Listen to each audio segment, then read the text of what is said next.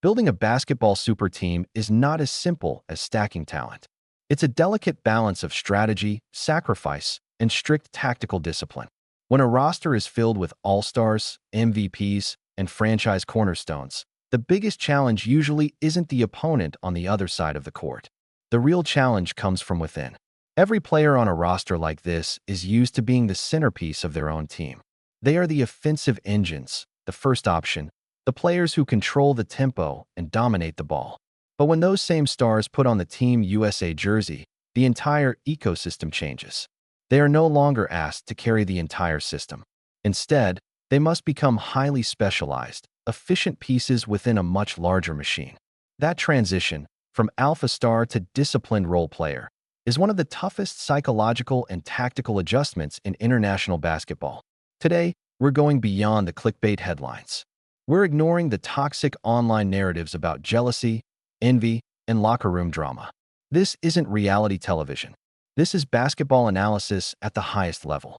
We're going to examine a very specific tactical breakdown that repeatedly appeared during the recent Team USA exhibition games. The focus is on a subtle but important conflict in transition offense, the modern appeal of the point forward versus the timeless necessity of the traditional outlet pass.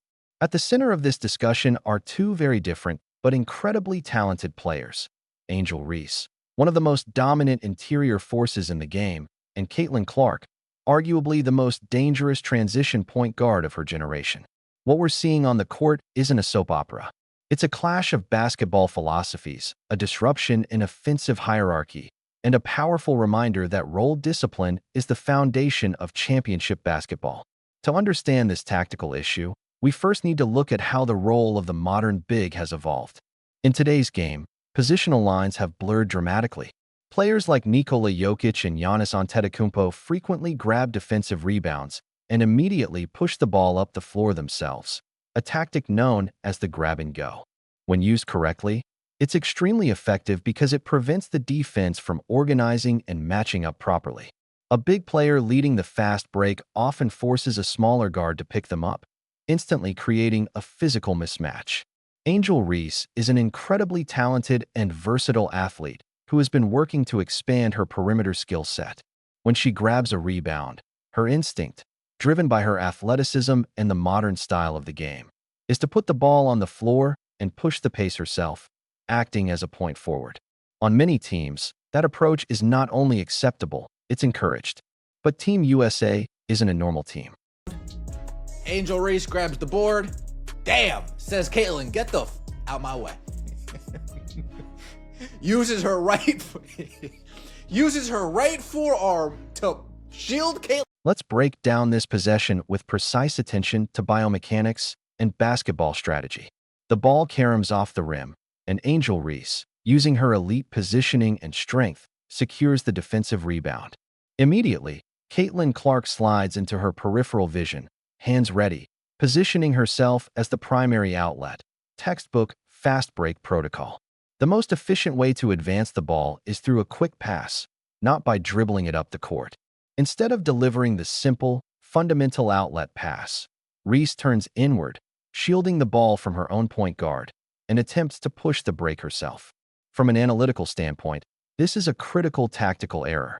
When a big like Reese initiates the fast break against a retreating, set international defense, the defensive pressure remains minimal. Defenders can comfortably retreat, funneling into the paint, protecting the basket, and compressing floor spacing. The result is predictable. The team's offensive geometry collapses. Spacing vanishes, passing lanes close, and the fast break efficiency for the entire unit is drastically reduced. This is how a single misstep in outlet execution can compromise an otherwise elite transition possession. That's right. She gives it to Caitlin Clark. As she's giving it to Caitlin Clark, Dearica Hamby commits an offensive foul. Because Reese is controlling the ball, the timing of the transition wings is completely disrupted. Dearica Hamby, an elite rim runner, is sprinting down the floor, executing exactly what the coaches designed, getting deep post position early in the shot clock. If Caitlin Clark had the ball at the logo, she would have instantly processed Hamby's trajectory. Her peripheral vision functions like radar, allowing her to deliver 50-foot passes on a frozen rope, perfectly in stride before the defense can react. But with the ball in the hands of a frontcourt player processing a split second slower, the pass is delayed. Hamby arrives at her spot. The pass doesn't materialize, the defense recovers, and in her effort to maintain leverage, Hamby commits an entirely avoidable offensive foul. The possession dies in a turnover. This is not a result of poor effort or intent. It is a direct consequence of flawed offensive hierarchy. To truly appreciate the offensive potential being squandered, we must consider the alternative. The scenario where tactical discipline is maintained, egos are subordinated, and the offense executes with absolute, optimized precision. It's crazy. The worst part of all this is that if Angel Reese just actually gave her the ball, things like this would be happening to her. She puts her hands up, and guess what? Caitlin gives it back to her. This is basketball at its purest form, perfect role alignment with elite personnel. Observe the defensive collapse. The moment Caitlin Clark receives the ball in the backcourt, the opposing team enters a state of tactical crisis. Clark's ability to pull up and hit a 35-foot three forces the point of attack defender to extend coverage well beyond the arc. They cannot retreat into the paint, and the defense stretches to its breaking point. Who benefits the most from this defensive panic? The bigs willing to sprint the floor. Clark immediately recognizes the defensive shift, surveys the court, and delivers a perfectly weighted pass into the shooting pocket of her teammate for a seamless finish. The tragic irony: Angel Reese is the ideal pick-and-roll and transition partner for Clark.